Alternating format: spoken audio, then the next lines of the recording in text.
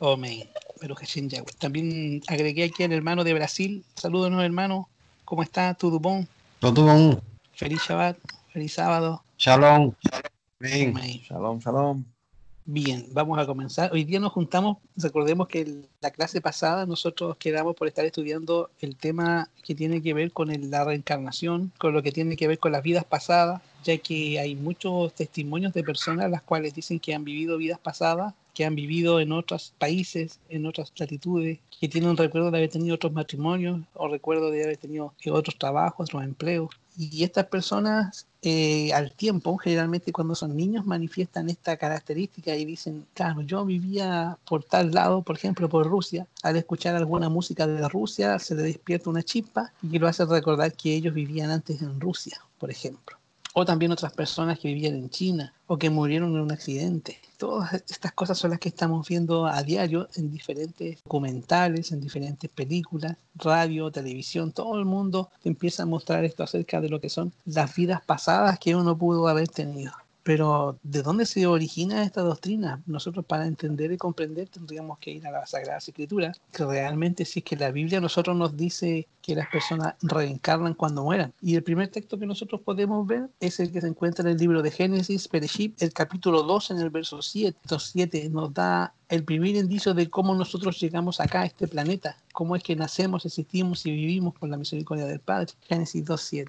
Entonces Yahweh Elohim formó al hombre del polvo de la tierra y sopló en su nariz aliento de vida, y fue el hombre un ser viviente. Entonces nosotros llegamos aquí según el texto de Génesis capítulo 2 verso 7, llegamos aquí porque Yahweh alentó en la nariz del hombre y le dio un aliento, un ruaj, o sea, tomó elementos de este polvo de la tierra en átomos, moléculas, las cuales componen todo lo que es nuestro cuerpo, con todos los minerales que tenemos, y formó al hombre. Génesis 2:7 le dice que sopló, aventó en su nariz aliento y esta persona llega a ser un ser viviente. Adán fue creado por Yahweh y fue creado en el principio. Ahora, ¿qué ocurre cuando una persona ya muere? Cuando la persona baja al descanso. Eclesiastés capítulo 12, versículo 7 nos habla de qué es lo que sucede, qué pasa con esa persona cuando muere y baja al sepulcro. Y el polvo vuelve a la tierra como era, y el espíritu vuelva a Yahweh que lo dio.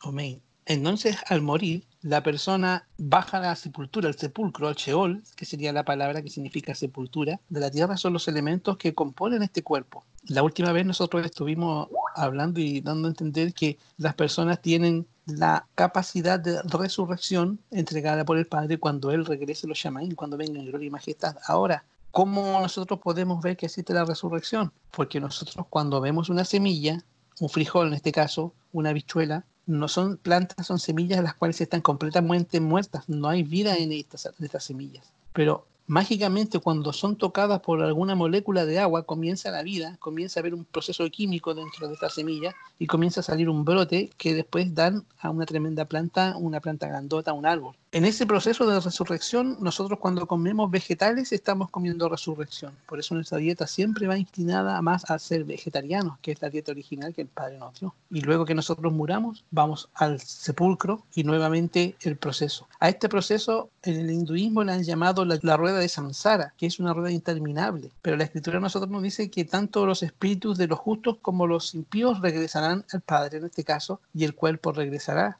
a Yahweh, o sea, al sepulcro, y el espíritu vuelve a Yahweh que lo dio. ¿Qué cosa es el espíritu? ¿Qué cosa es este ruaj que regresa entonces en ocasión de que la persona ya haya muerto? Porque no hay nada misterioso acerca de este tema. Job, el capítulo... Antes leamos Santiago capítulo 2, verso 26. Santiago 2, 26. Porque Amén. como el cuerpo sin espíritu está muerto, así también la fe sin obras está muerta. Amén. Como el cuerpo sin espíritu está muerto. Ahora Job capítulo 27, verso 3. Que todo el tiempo que mi alma esté en mí y haya hálito de Yahweh en mis narices.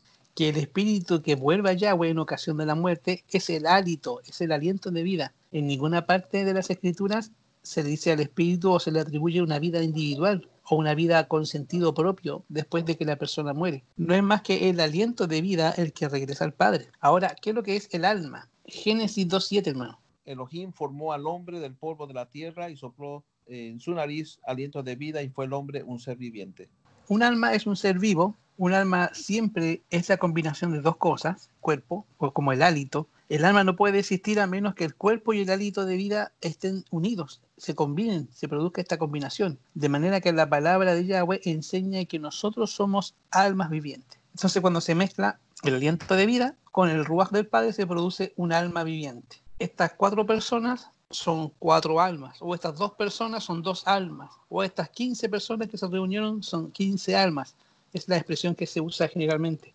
Ahora la pregunta es, ¿el alma puede morir? Porque según lo que hemos estado viendo en algunos casos, las personas cuando mueren pueden reencarnar o pueden vivir nuevamente en otras personas. Porque esas personas han dicho después a cierta edad que ellos cuando escuchan alguna música o cuando prueban algún alimento de otro país dicen, oh, yo antes vivía en Rusia o vivía en China y era tal persona y era casado, tenía hijos, y se han hecho las averiguaciones y resulta que a veces es verdad, hermano. Un gran número de casos han comprobado que son realidades estas cosas. Pero ¿qué pasa entonces si la persona murió? El alma es inmortal, no puede morir el alma. Porque ya si tuvo una regresión, se dio cuenta que vivía en China o vivía en Rusia, esa persona, su alma no murió nunca cuando falleció. Pero veamos lo que dicen las escrituras acerca si realmente el alma muere. Para esto, leamos Ezequiel, el capítulo 18, verso 20.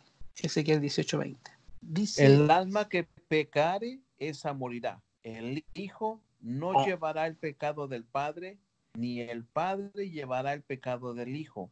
La justicia del justo será sobre él, y la impiedad del impío será sobre él. El alma que pecare, esa morirá. Entonces, solamente el texto de Ezequiel 18:20 nos está diciendo ya que las almas, o sea, la persona, el ser humano, porque ya dijimos que era la unión del ruaj con el hálito de viento, de vida, ese viento de vida, producen un alma viviente. Entonces, esa alma viviente, Ezequiel ya nos está diciendo que si peca, va a morir. Apocalipsis capítulo 16:3, también en la versión Reina Valera, nos habla acerca del viviente. Apocalipsis capítulo 16, verso 3. El segundo ángel derramó su copa sobre el mar, y este se convirtió en sangre como de muerto, y murió todo ser vivo que había en el mar. Amén. De manera que, según la palabra de Yahweh, las almas sí pueden morir, el hombre es mortal, como lo dice el libro de Job, capítulo 4, 17. Solo Yahweh es el único inmortal, como está escrito en 1 de Timoteo, capítulo 6, versículo 15 al 16.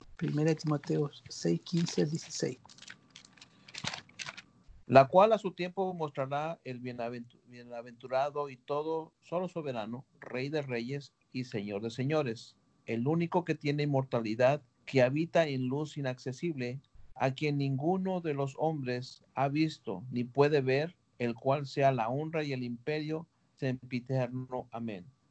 Van al cielo las personas buenas entonces cuando mueren, según lo que nos dice el libro de Juan, capítulo 5, versículo 29, 28 y 29. Juan 5, 28, 29. No os maravilléis de esto, porque vendrá hora cuando todos los que están en los sepulcros oirán su voz, y los que hicieron lo bueno saldrán a resurrección de vida, mas los que hicieron lo malo a resurrección de condenación.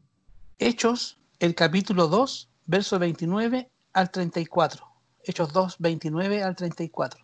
Varones hermanos, se os puede decir libremente del patriarca David, que murió y fue sepultado, y su sepulcro está con nosotros hasta el día de hoy. Siendo profeta y sabiendo que con juramento Yahweh le había jurado que de su descendencia en cuanto a la carne levantaría al Mesías, para que se sentara en su trono. Viéndolo antes, habló de la resurrección de Yahshua, que su alma no fue dejada en el Hades, ni su carne vio corrupción. A este Yahshua resucitó Yahweh, de lo cual todos nosotros somos testigos. Así que, exaltado por la diestra de Yahweh y habiendo recibido del Padre la promesa del Ruach HaKodesh, ha derramado esto que vosotros veáis y oís, porque David no subió a los cielos, pero él mismo dice, dijo el Adón a mi Adón, siéntate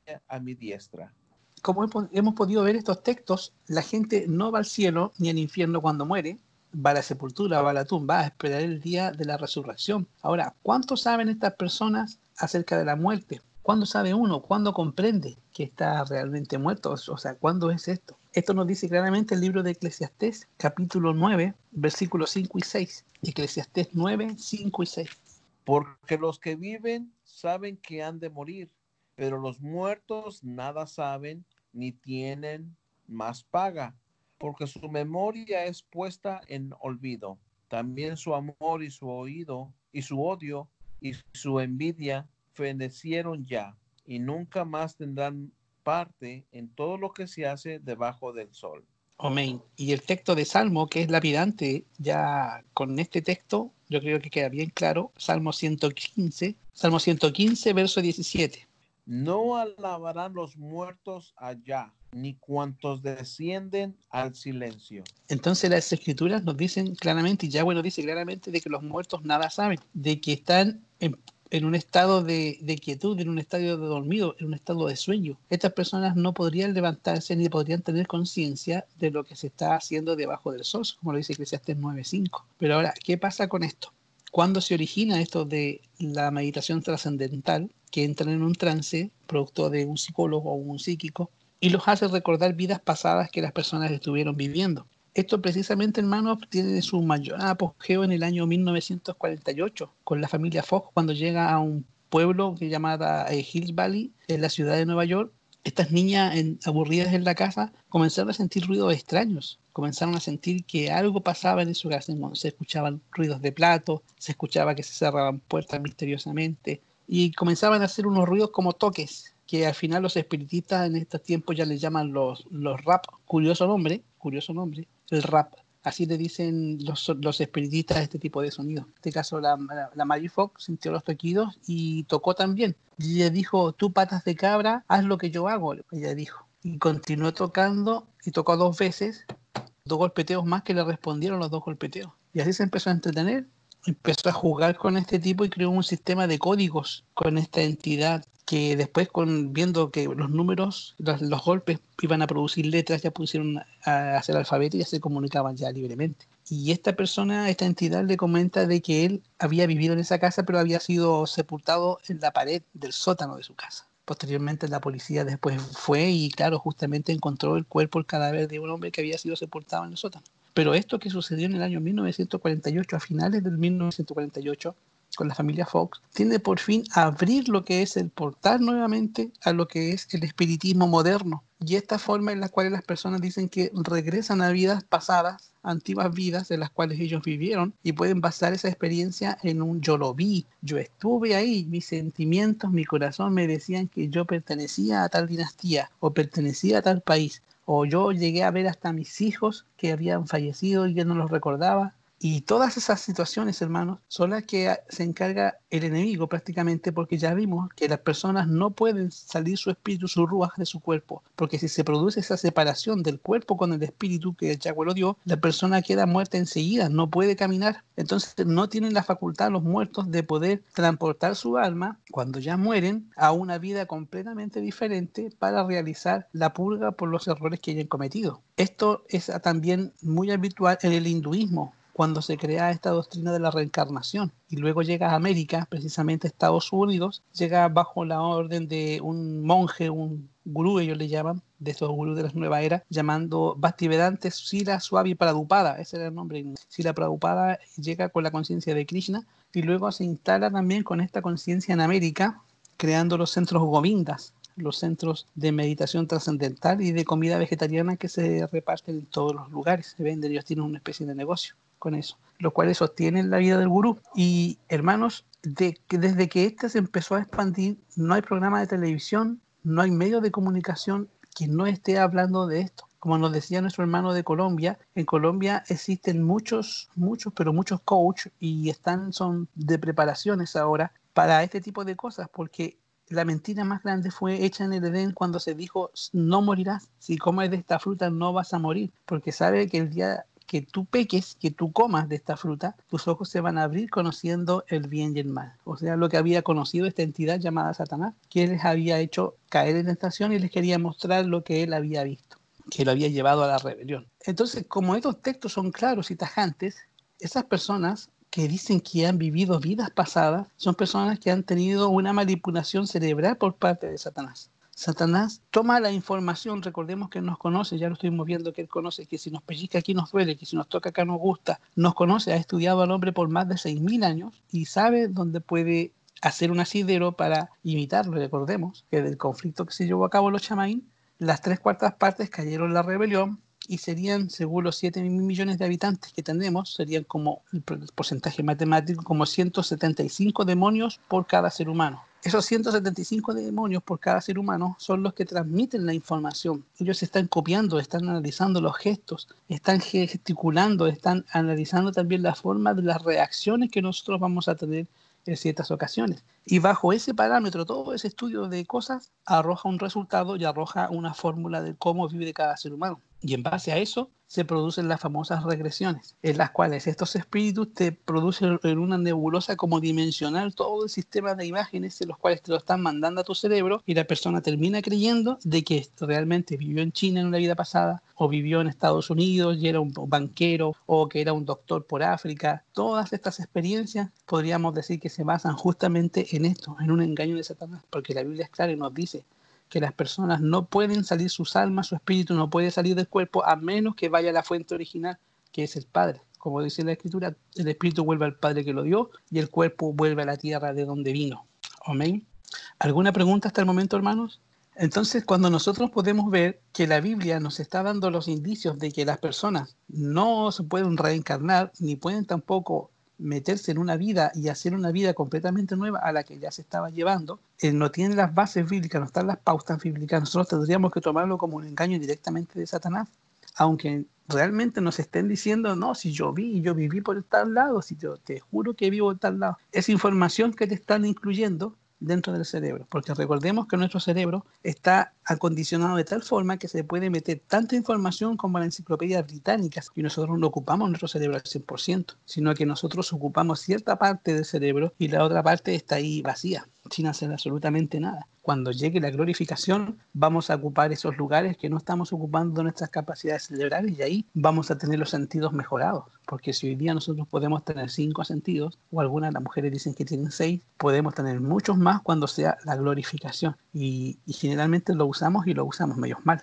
Cuando nosotros salimos de nuestro cuerpo, vamos a irnos directamente a la fuente original, al espíritu vuelve directamente al Padre, no se va para ningún otro lado, ni se queda tampoco dando vuelta por ahí en un limbo, pues esperando que se haga una purga por los pecados, por todo lo que hizo mal, por todo lo que podía haber cambiado en su vida y que tenía que ser corregido, porque está establecido para los hombres que vivan solamente una vez y luego el juicio. O sea, no podemos tener varias vidas. Satanás quiere eso. Quiere que nosotros pensemos que podemos tener varias chances, varias oportunidades de arrepentimiento, pero esas oportunidades se dan en vida. Muerto ya no podemos hacer absolutamente nada. Cuando uno muere, ahí ya se corta directamente todos los lazos y los vínculos que se pueden haber hecho. De hecho, hasta el matrimonio también se corta cuando se produce la muerte, porque dice la Escritura, hasta que la muerte los separe. Y un acto que ocurre en el Islam, que es justamente eso, hasta que la muerte los separe. Ellos no se separan así, ay, te fuiste y me dejaste, o por causa de divorcio, de fornicación, ahí se separan, pero porque ya no le gustó ya a la persona, ya no me la separo, no existe eso. Pero hay matrimonios de 10, 15, 20 años en el cual fallece el esposo o la esposa. Ahora, cuando fallecen ellos, el hombre no puede vestir a la mujer, ni la mujer puede vestir al hombre para el rito que se llama Salat del Janaza. Ese es el nombre del fúnebre del Islam. ¿Por qué? Porque la muerte ya los separó. Entonces se han llevado 30, 50 años casados, por ejemplo, y el varón quiere vestir a su esposa o su esposa quiere vestir el cuerpo de su esposo, ya no lo puede tocar, no lo puede ver desnudo porque la muerte ya los separó, aunque hayan vivido años juntos. Entonces, ¿quién se encarga del cuerpo? Se encargan los familiares. Ya la muerte ya hizo la separación en base a eso. Cuando la muerte haga la separación también de nuestras vidas, nosotros vamos a bajar al descanso esperando el retorno del Mashiach para poder estar en la gloria celestial siempre con él. ¿Amén? ¿Alguna pregunta, hermanos? Yo quiero saber sobre los sueños. Cuando la persona sueña mucho, cosas así feas, o pueden los demonios hablarle a otras personas en sueño. O sea, porque hay personas que dicen, bueno, yo soñé contigo y soñé tal cosa y vi tal cosa, o cuando la persona tiene sueños así muy seguidos, sueños así muy feos, ¿pueden los demonios atacarlos a uno cuando uno está dormido? Esa es como mi pregunta. A ver, hay un ataque, hay 3 tipos de ataques, en este caso serían. El primero es cuando uno tiene espejos en la habitación. Los espejos son portales por los cuales estas entidades ocupan, entidades parasitarias, que ocupan la energía del ser humano y se alimentan a través de esta energía. Por eso las personas se sienten decaídas, se sienten sin ánimos, no les dan ganas de estudiar la Biblia, o están leyendo y les viene un sueño. Esto significa que en ese lugar hay parásitos energéticos o conocidos como entidades de demonios. Y generalmente atraviesan campos dimensionales ellos con los espejos. Cuando hay espejos en las habitaciones, se las servimos en bandeja. Lo otro también, que es cuando la mujer está durmiendo sola y cierta vibración de su cuerpo, aparece una entidad, dos entidades, los cuales son los sucubos y los incubos. Son entidades las cuales están hechas para hacer entrar a la mujer o hacer entrar al hombre en un estado de excitación. Y cuando están en el sueño, en esa forma de excitación, hacerlos llevar hasta la eyaculación, ellos toman esta energía, la drenan del ser humano y se alimentan también. Esas serían las tres formas: los sucubos, los incubos y los espejos en la habitación. Son las formas que tienen los espíritus inmundos de atacarnos también en la parte del sueño. Y también susurrarnos imágenes. Recordemos como les hablamos acerca de la proyección mental que hacían ellos, que ellos un demonio toma como una cámara y como que le enchufa unos electrodos al cerebro de nosotros y comienza a caminar, y nosotros soñamos que vamos caminando por la calle. Claro, los demonios nadie lo ve, pero ellos van caminando, van tomando información, y después uno dice: no, si yo lo vi tan real, y salía y me metí a tu casa y yo te vi que tú te estaba echando 2 tacos y yo te vi, todas esas cosas. Después la persona queda pensando de que realmente vio y vivió todo lo que se le transmitió mental a través de esa proyección mental de los demonios. Todo para justificar que las personas pueden hacer cosas durante el estado de inconsciencia. Entonces, protegiéndonos, sacando los espejos de la habitación, haciendo tefilá, oración antes de ir a dormir, para que Yahweh nos cuide de estos demonios, de los sucubos y los incubos. More, Sí, hermano. lo que pasa es que tengo una prima, un familiar, que ella me dice que ella ve demonios, o sea, que ella los ve. Entonces ella dice, bueno, esto será algo, bueno, ella lo toma como que es que Yahweh le ha dado a ella ese don de ver los demonios. Entonces ella dice que no sabe qué hacer porque el padre la levanta a las 3 de la mañana, o siempre a la 1, 1:30, 2 de la mañana, y a esa hora ella le da miedo levantarse a orar, porque ella dice, yo veo los demonios. Y otra pregunta, estoy muy preguntona hoy, ¿cómo saber uno si tiene un sueño que viene de parte del Eterno, o es un sueño simplemente pues algo que los quieren hacerle a uno? El demonio, hermana, nunca nos va a llevar a guardar los mandamientos.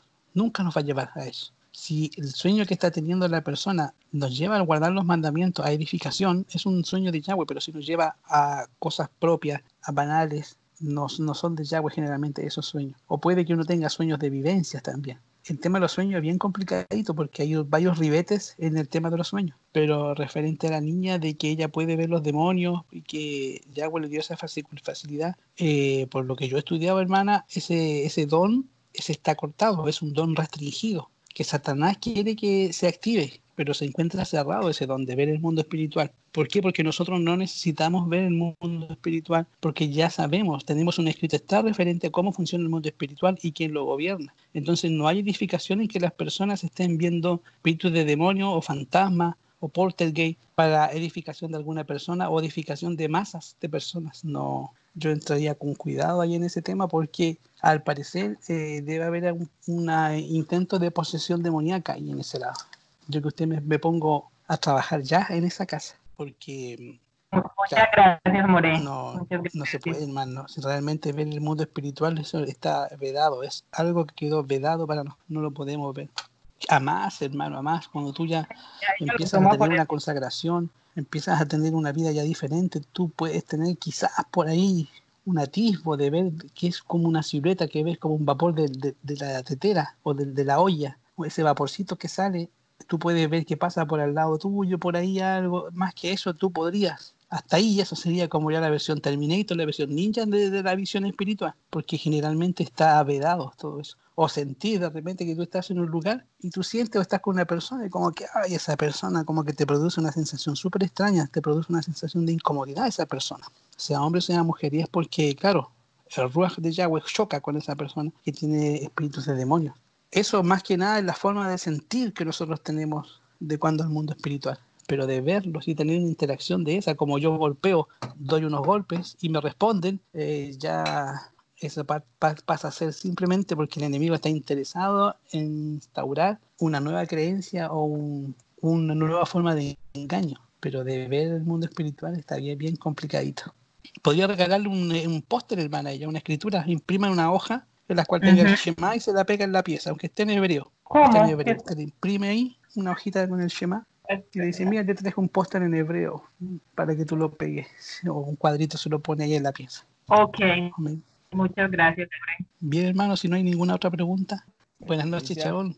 Shalom. ¿Qué tal? Soy Felicia. Oiga, pues ya que tocó ahorita al final el tema, bueno, antes que nada, pues muchísimas gracias por tomarse el tiempo de educarnos, ¿verdad? Pero ahorita que tocó el tema de lo de la alimentación, a mí es algo que en realidad me interesa muchísimo. ¿Por qué? Porque yo soy mexicana, radico en Illinois, y nosotros los mexicanos tendemos mucho a comer comida que tiene el puerco. Y gracias a Eduardo, ¿verdad? Nosotros hemos estado haciendo cambios, pero honestamente sí cuesta muchísimo trabajo como desapegarse de ese tipo de comidas. ¿Por qué? Porque, bueno, aparte pues yo quiero empezar a hacer cambios porque me interesa llevar una vida conforme a la ley de Dios, ¿verdad? Pero sin embargo, así como dice usted, o sea, es bien difícil cambiar pues a nuestros orígenes, ¿verdad? Porque literalmente toda nuestra comida tiene que ver con puerco. Pero gracias a Dios ya he estado haciendo bastantes cambios. El día de ayer o antier estaba viendo un video de usted en el que comenta que nosotros tendríamos que ser pues más vegetarianos, ¿no? Porque así es como Dios nos lo decía. Entonces mi pregunta es esa, o sea, ¿qué tan delicado puede ser ante los ojos de Dios que uno no esté alimentándose como deberíamos? ¿O qué podemos hacer? No sé, me gustaría que me dijera algo.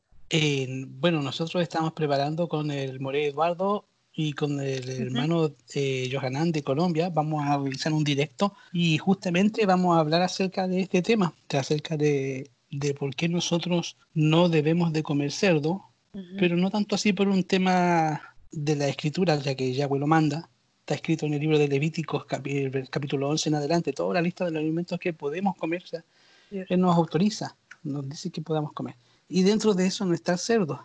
Pero nosotros vamos un poquito más lejos. ¿Cuál es la razón por qué se quitó el cerdo de la lista de los alimentos?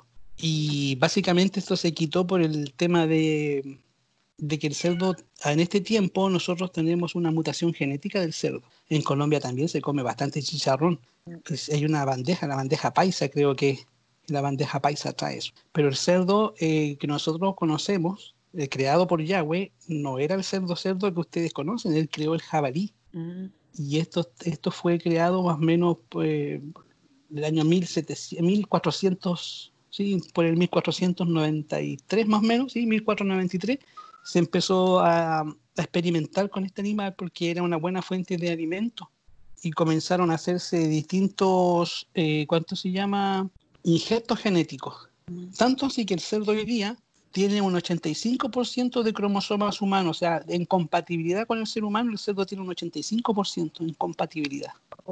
Entonces, de hecho, cuando las personas consumen cerdo, están consumiendo mucha genética humana, porque de la genética del cerdo también se están sacando trozos para fabricar piel, es para los injertos, porque el injerto más parecido es el de cerdo. Y cuando alguien se quema el paladar, la boca con algo caliente, se ocupa el injerto de paloma para paladar, pero para cuerpo es cerdo, por la compatibilidad genética que tiene. Y no, hasta el año 1974 tiene la tercera transformación en cuanto a genética el cerdo, que es el que estamos comiendo, o sea, digo comiendo, yo ni como carne, pero hasta el día de hoy se está comiendo. Entonces cuando uno consume cerdo está consumiendo genética animal. De hecho, las personas cuando se han hecho la entrevista a caníbales, a los que comen carne humana, dicen que la carne humana tiene sabor a cerdo. Justo eso iba a decir, que literalmente estamos siendo como caníbales. Claro, justamente. Y además que los animales también tienen su ruaj, tienen su espíritu, su alma. Ellos son como básicamente nuestros hermanos y ellos no fueron creados para alimento, ellos fueron con un propósito específico diseñado en este planeta. Pero sí, nosotros vamos a estar haciendo el directo pronto, vamos a estar con los tres, vamos a estar ahí hablando de este tema de la amalgamación genética y el cerdo, cómo se parece al ser humano.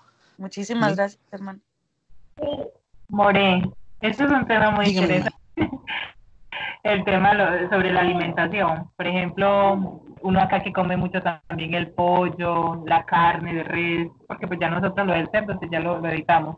Pero cuando uno evita el chorizo, jamón, todo eso, porque pues todo eso lo hacen ellos. Entonces, comer solamente vegetales y ya. ¿Cómo hace uno? O porque Así todo me es, imagino que hermana. tiene pues el pollo, todo eso, ¿cierto? Porque pues, imagínese, todo eso ya viene procesado y con cosas. Claro, los países generalmente México también tiene el hábito de todos los días que tiene que haber pollo, sopita de pollo. Si no tiene sopa de pollo no es comida mexicana, se come mucho el pollo. El pollo también es un animal que fue introducido en América no se consumía el pollo y generalmente el pollo es uno de los más atacados en cuanto a cuánto se llama bombardeo hormonal. De hecho, un pollo para que crezca bien, un pollo de granja, son 6 meses, 6 a 7 meses para que sea un pollo ya apto ya para comer. Pero no, aquí vienen en 2, 3 meses, ya hacen desarrollar el pollo en 3 meses lo que hacían en 6, por un tema de consumo. Imagínense, hermano, los hermanos mexicanos buenos para el pollito también, y allá harto mexicano, así que le entramos ahí. Y el cerdo también, como justamente en Colombia, que se consume bastante cerdo, las carnes, la de vacuno, que tiene ácido úrico, ácido láctico, y los peces del mar también. Hay toda una transformación. Yo conversaba con la hermana Angélica, le mandaba una imagen de las ropas que usaban antes las mujeres, cómo se vestían con su vestimenta típica. Eso se le llama la vestimenta típica. Pero hoy día ya tú no ves a nadie vestido así, salvo las hermanas en Bolivia, que todavía siguen usando su vestimenta. Pero hay una vestimenta ahora uniforme. Las zapatillas, los jeans, apretados o no apretados, tu polera, tu chaqueta, listo. Todo el mundo vestido igual, ya no se sabe si son chinos, árabes, rusos, de qué parte son, todos una uniformidad en cuanto a la vestimenta y una uniformidad en cuanto a la alimentación. Pero no es así porque hay genéticas diferentes y debemos de vestirnos de acuerdo a nuestra genética y alimentarnos de acuerdo a nuestra genética. Y ahora quieren hacer una vacuna para todos igual, cuando hay distintas genéticas también. Es un tema que hay que estudiar bien, el tema de la alimentación, porque es un tema por el cual nos ataca bastante el enemigo, la alimentación. Vamos a hacer una tefilá. Después de orar, aquí si quieren alguno puede hacer alguna pregunta que le haya quedado por el tintero, por ahí que se acuerde después, me llama después y podemos seguir también compartiendo. Amén. Vamos a hacer una tefilá. Amén. Chaval, Amén. shalom para todos los hermanos. Que Yahweh les bendiga.